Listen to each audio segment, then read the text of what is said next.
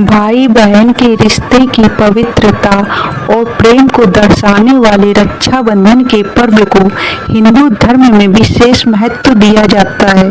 इस दिन बहनें अपने भाई के सफल भविष्य की कामना के साथ उनकी कलाई पर रक्षा सूत्र या राखी बांधती हैं। भाई अपनी बहनों की रक्षा का वचन देते हैं। सावन मास की पूर्णिमा पर मनाया जाता है रक्षाबंधन का पर्व। भाई बहन के प्रेम को दर्शाता है रक्षाबंधन का त्योहार। लेकिन क्या आप जानते हैं कि रक्षाबंधन बनाने का चलन किस प्रकार शुरू हुआ? दरअसल इस त्योहार को मनाने के पीछे एक नहीं बल्कि कई पौराणिक कहानियां प्रचलित हैं।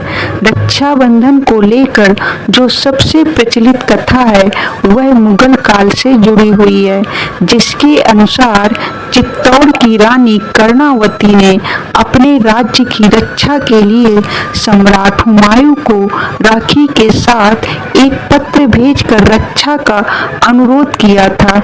लेकिन रक्षाबंधन से जुड़ी अन्य पौराणिक कथाएं और भी हैं। लक्ष्मी जी ने राजा बल के सामने रखी ये मांग। स्कंद पुराण, पद्म पुराण और श्रीमद् भागवत पुराण में वर्णित कथा के अनुसार राजा बलि ने भगवान विष्णु के परम भक्त थे। एक बार भगवान विष्णु ने राजा बलि भक्त की परीक्षा लेने हेतु वामन अवतार धारण किया। इस रूप में भगवान राजा बलि के द्वार पर भिक्षा मांगने पहुंचे और उन्होंने 3 पग भूमि दान में मांगी। राजा ने ब्राह्मण की इस मांग को स्वीकार कर लिया। वामन भगवान ने एक पग में पूरी भूमि और दूसरे पग में पूरा आकाश नाप दिया।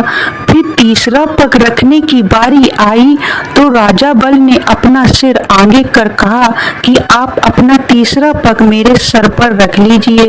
राजा की यह दानवीरता देख भगवान प्रसन्न हुए और राजा बलि को पाताल लोक का राजा बना दिया। तब राजा बल ने यह वरदान मांगा कि आप मेरे साथ पाताल लोक में रहें। लेकिन इस वचन के कारण माता लक्ष्मी परेशान हो उठी। तब माता लक्ष्मी ने एक गरीब महिला का रूप धारण किया और राजा बल के पास पहुंचकर उन्हें राखी बांधी। जब राजा बल ने राखी के बदले में कुछ मांगने को कहा तो माता लक्ष्मी ने अपने असली रूप में आकर राजा बल से कहा कि वह भगवान विष्णु को वचन मुक्त कर दे ताकि वह वापस अपने धाम लौट सके। राखी का मान रखते हुए राजा ने भगवान विष्णु जी को वचन से मुक्त कर दिया।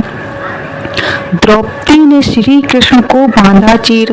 महाभारत में वर्णित कथा के अनुसार जब भगवान श्री कृष्ण ने राजा शिशुपाल का सुदर्शन चक्र से वध कर दिया तो इस दौरान उनकी उंगली से खून बहने लगा। तब द्रौपदी ने अपने साड़ी से एक चीर फाड़कर भगवान श्री कृष्ण की उंगली में बांध दी। इस चीर के बदले श्री कृष्ण ने द्रौपदी को हर संकट से बचाने का वचन दिया। आगे चलकर अपने वचन का मान रखते भगवान श्री कृष्ण ने द्रौपदी के चीर हरण के समय उनकी रक्षा की। इंद्र को पत्नी ने बांधा रक्षा सूत्र। भविष्य पुराण में वर्णित एक कथा के अनुसार जब देव और असुरों के बीच युद्ध हुआ तो यह कई दिनों तक चलता रहा। असुर देवताओं पर भारी पड़ने लगे।